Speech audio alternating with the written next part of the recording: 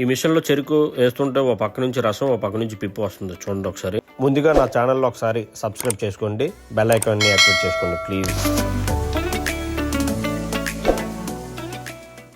ఈ వచ్చే రసం అంతా ఒక కుండీలోకి వెళ్ళి అక్కడ స్టోర్ అవుతుంది. స్టోర్ అయిన రసాన్ని మనం పెనంలోకి నింపుకోవాలన్నమాట, వడకట్టుకోవాలి.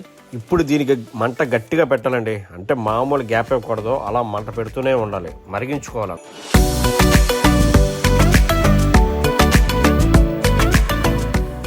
బాగా మరగాలండి. ఇలా చూడండి ఇప్పుడు ఎలా ఉడుకుతుందో, అలా బాగా ఉడికితే, ఎంత బాగా ఉడికితే బెల్లం అంత గట్టిగా అంత దృఢంగా వస్తుంది అనమాట, అంత క్రిస్పీగా వస్తుంది. చూడండి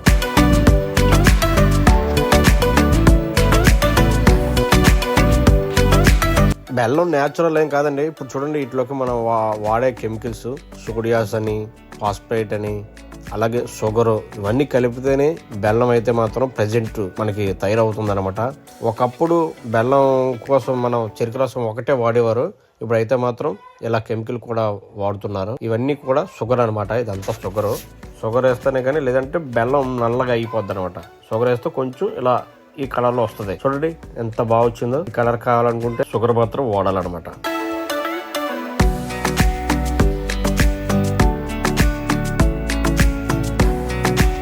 పాకం అయితే అయిపోయిందండి. పాకం అయిపోయిన తర్వాత మనం పెనం అయితే దించేసుకోవాలి, ఎందుకంటే చల్లారాలి కాబట్టి. మనకి చల్లారాలంటే మినిమం 3 గంటలు పడుతుంది. కాబట్టి మనం దించేసుకొని మళ్ళీ రెండో పెనం ఎక్కించుకుంటాం, ఎందుకంటే రోజుకి దాదాపుగా 10 పెనాలు అయితే మాత్రం దిగాలి, 10 పాకాలు తీయాలన్నమాట. అలా అయితేనే అయితే కిట్టుబాటు. ఒకప్పుడైతే పెనం దిగాలంటే ఒక రోజు పట్టేది, అంటే న్యాచురల్ అనమాట. ఇప్పుడు అవి లేదు, కెమికల్స్ అవి వాడుతున్నాం కాబట్టి రోజు 10 పాకాలు తీయొచ్చు.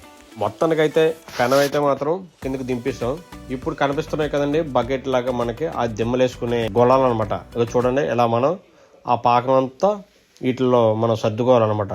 సర్దుకొని మినిమం 2 గంటల్లో 2 నుంచి 3 గంటల వరకు ఇవైతే అందులో ఆరాలన్నమాట. ఆరి తర్వాత మనం దిమ్మల్లాగా వస్తాయి, లేదంటే విరిగిపోతాయి అనమాట.